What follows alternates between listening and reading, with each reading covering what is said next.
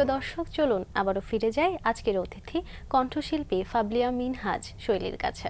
আবারও ফিরে এলাম। বলছিলাম খুব ছোট বয়সে গানের হাতে খড়ি এবং এখন পর্যন্ত সেটি চলমান।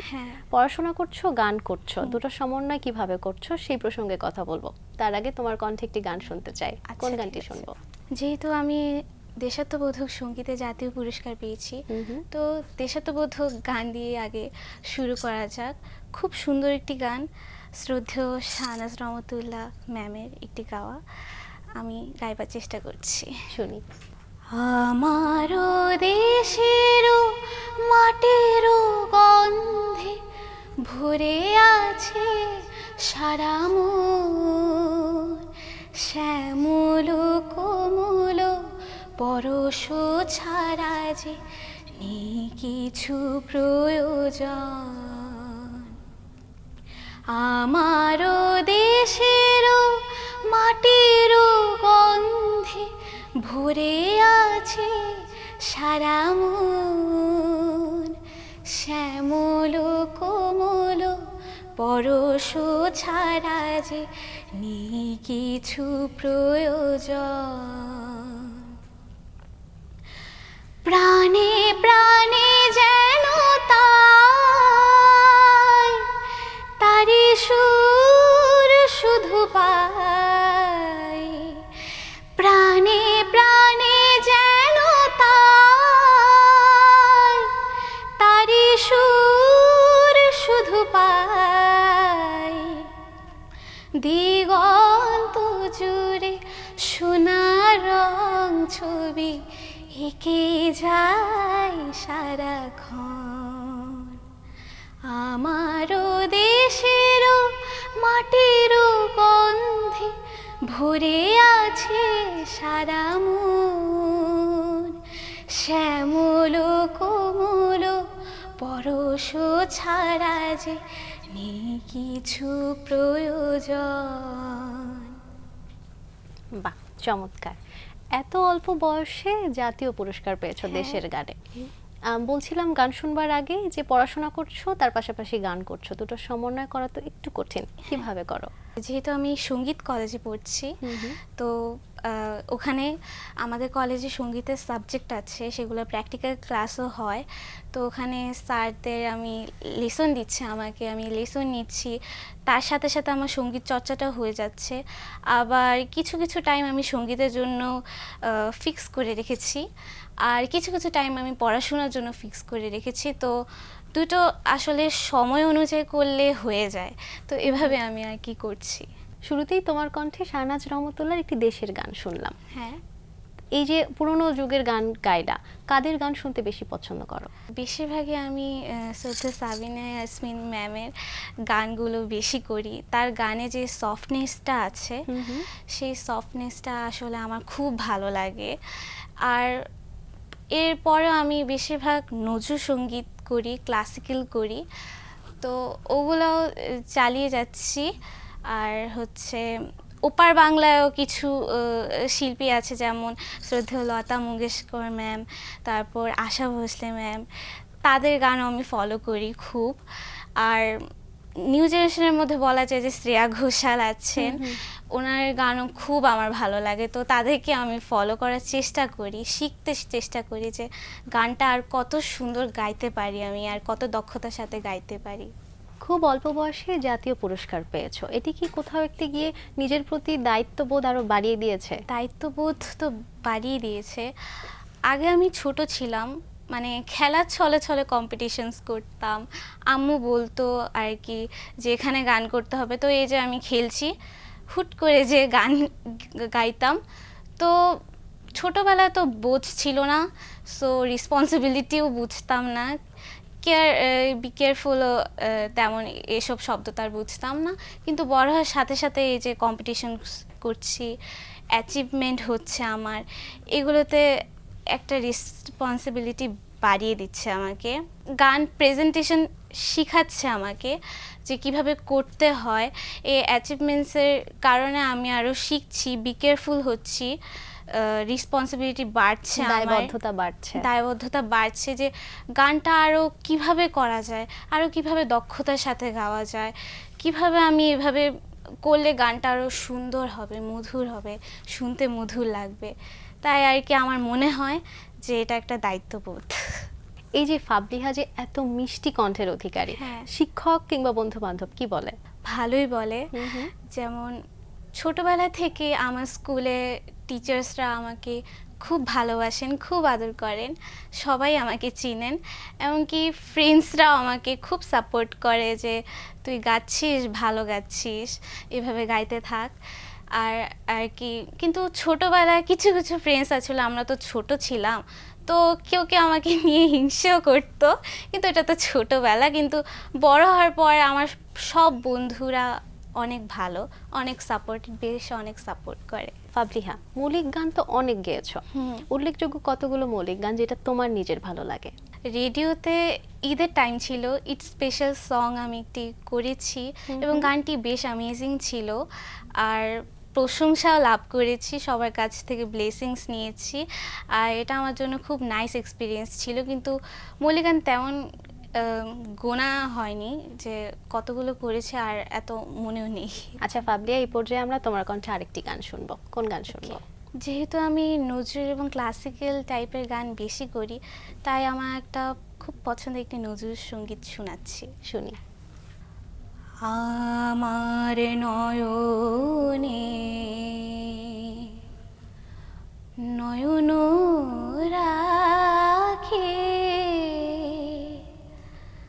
পান করিতে যাও, কোন অমিয় আছে আখিতে, উষ্ণ আখি জল মধুর সুধা নাই, পরাণ প্রিয় আমার নয়নে নয়ন রাখে। ও গো শিল্পী গলাইয়া মোরে গড়িতে চাহ কোন মানুষ প্রতিমারে, ও গো পূজারি কেন এ আরতি জাগাতে পাশার, প্রণয় দেবতারে এ দেহ ভিঙ্গারে, থাকে যদি মন ও গো প্রেমাসে পদ পিও গো পিও আমার নয়নে নয়ন রাখে। বাহ, অসাধারণ। ফাবলিহাকে যারা এত মিষ্টি করে গান শিখিয়েছেন তাদের কথা একটু শুনবো, তোমার গানের জীবনে গুরুদের কথা শুনবো। আগে আমি একটা ইন্টারেস্টিং স্টোরি শুনিনি, এখানে একটা মজার স্টোরি আছে যে আমার গানের প্রতি ইন্টারেস্টটা জাগলো কিভাবে। সো আমি খুব ছোট ছিলাম, আমার মাও রেডিও টেলিভিশনে গান করেন, তো তিনি খুব গান নিয়ে ব্যস্ত থাকেন, তো তিনি বাসায় হারমোনিয়াম দিয়ে গান করতো, আর আমি জানতে চাইতাম যে এটা কি, জিনিসটা কি। তো আমি আবল তাবল হারমোনিয়াম বাজাতে থাকতাম, তো তারপর গান শুনতাম মার, তারপর এমনকি আমি টিভিতে গান শুনতাম, ওই সময় মিলাপুর গান চলতো, মিলাপুর গান শুনতাম আর নাচতাম, খুব এনজয় করতাম। এভাবে আস্তে আস্তে আমার খুব শখ জেগেছে যে আমি গান করব। তো আম্মুকে বলতাম যে মা আমি গান করব। তো এমনও দিন গিয়েছে যে আমি কাঁদতে কাঁদতে বলেছি যে আম্মু আমাকে গান শেখাও। তো এভাবে করতে করতে আমি যখন স্কুলে পড়ি, তখন প্রথমে তো আম্মু আমাকে গান শিখিয়েছে, তারপর আর কি যখন আমি স্কুলে পড়ি তখন আমাদের গানের স্যার ইকরামুল করিম স্যারের কাছে আমি বেশ কিছুদিন গান শিখেছি। তারপর ঢাকা মুভ করার পরে আমি শ্রদ্ধেয় ইয়াকুব আলী খান স্যারের কাছে 8 বছর তালিম নিয়েছি। তারপর আমি ছায়ানটে বেশ কিছুদিন তালিম নিয়েছি। দেন যদি গান গান ছাড়াও যদি কোনো ইনস্ট্রুমেন্টের আমার শখ থেকে থাকে সেটা হচ্ছে গিটার। এবং গিটারের সাউন্ডটা আমার এত বেশি ভালো লাগে যে আমি বাধ্য হলাম যে আম্মু আমাকে গিটার শিখিয়ে দাও। আমি বায়না করলাম যে আমাকে গিটার শিখিয়ে দাও। তো গিটার শিখলাম আমি শ্রদ্ধেয় রিচার্ড কিশোর স্যারের কাছে। এখনও শিখছি, এখনও যদি কোনো গান তুলতে হয় তাহলে তার কাছে আমি লেসন নিই।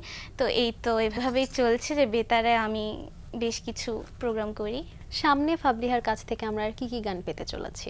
সামনে বলতে আমার অনেকগুলো প্ল্যানস আছে যে কিছু কিছু গান করার। তবে বেশ কিছুদিন আগে রবীন্দ্রনাথের গল্প অবলম্বনে একটি সিনেমায় আমি ভয়েস দিয়েছি, যেটা আমার জন্য খুব সৌভাগ্যের বিষয়। এটি আসলে সবাই এইম থাকে, আমারও পূরণ হয়েছে। আর সামনে আরও যদি কাজ পাই তো এভাবে আর কি এগিয়ে যেতে চাই। গান নিয়ে বা নিজেকে নিয়ে ভবিষ্যৎ পরিকল্পনা কি? যেহেতু আমি সঙ্গীত নিয়ে পড়াশোনা করছি, তো এই বিষয়ে আমি এগিয়ে যেতে চাই।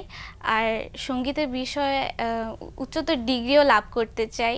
এই বিষয়ে আমি আরও দক্ষতা অর্জন করতে চাই যে কিভাবে গান করলে ভালো হয়, কিভাবে সুন্দর হয়, কিভাবে গানকে প্রেজেন্ট করা যায়। খুব সুন্দর করে গুছিয়ে বললে ফাবলিহা।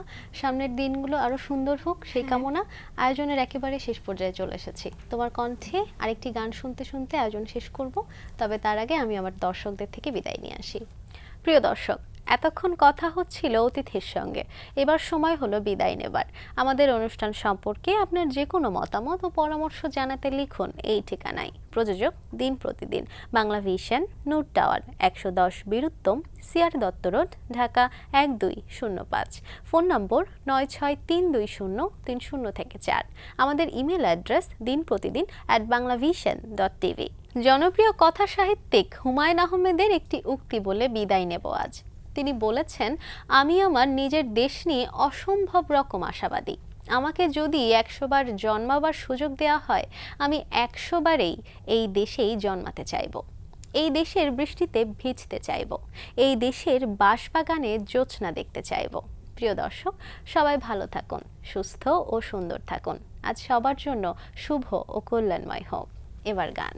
একটি আধুনিক গান করছি, খুবই পছন্দের একটি গান, শ্রদ্ধেয় মিতালি মুখার্জির গাওয়া। সো গানটি গাইবার চেষ্টা করছি, শুনি।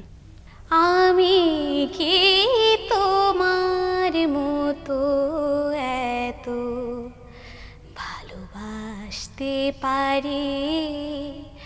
আমি কি তোমার মতো এত ভালোবাসতে পারি? আমি তো শুধুই নীরব পায়ে কাছে আসতে পারি। আমি তো শুধুই নীরব পায়ে কাছে আসতে পারি। আমি কি তোমার মতো এত ভালোবাসতে পারি? তোমার প্রেম যেন পাগল ঝড়ের হাওয়া। এই প্রেম আমার জানি শুধু ধূপের জ্বলে যাওয়া। তোমার ও প্রেম যেন পাগল ঝড়ের হাওয়া। এই প্রেম আমার জানি শুধু ধূপের জ্বলে যাওয়া। ধূপের জ্বলে যাওয়া।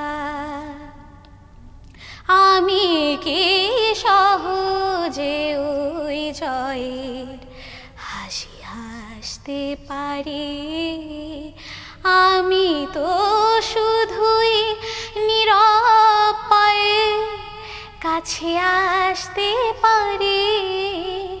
আমি তো শুধুই নীরব পায়ে কাছে আসতে পারি। আমি কি তোমার মতো এত ভালোবাসতে পারি?